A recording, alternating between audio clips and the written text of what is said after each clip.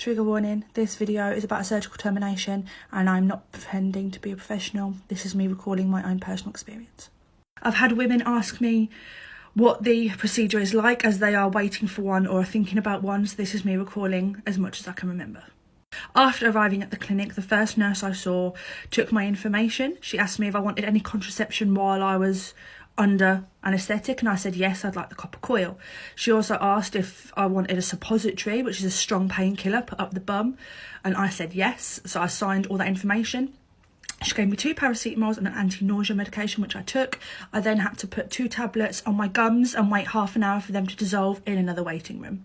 After those tablets had dissolved, a different nurse came and took me into a little cubicle. She told me to strip from the waist down. She'd given me a blue sheet to wrap around myself, and I put all my belongings in a basket, which she then took away.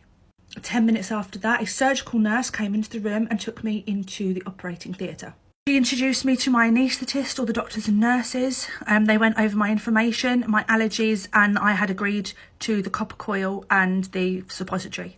They laid me on the bed and the anaesthetist started talking to me, putting in the cannula to give me the drugs. They were all absolutely lovely. So everyone is absolutely lovely. They were trying so hard to make me calm. I thought that I would be knocked out and then they would manoeuvre my body into the position they needed. I was wrong. They had to instruct me to put my legs up in the stirrups and get in the position, which is what I then started crying because I found it really exposing. But I had to put myself and my legs in that position. And then that's the last thing I remember, the drugs kicked in and I was gone. She woke me up about 15 minutes later and informed me that it had all gone well, that I had had the copper coil inserted and that I had had the suppository inserted and that everything was fine.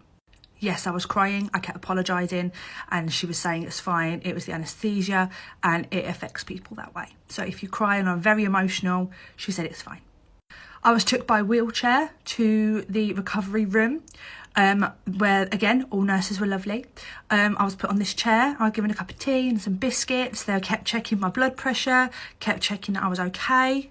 I was given an aftercare sheet which I took a picture of because I knew I would forget. You can pause and read it if you want. After about 20 minutes I was told to go and try and pass urine and check to see if I was bleeding or not, and I could put on my own underwear because at this point I had some mesh underwear on that I woke up with that they must have put on me while I was asleep.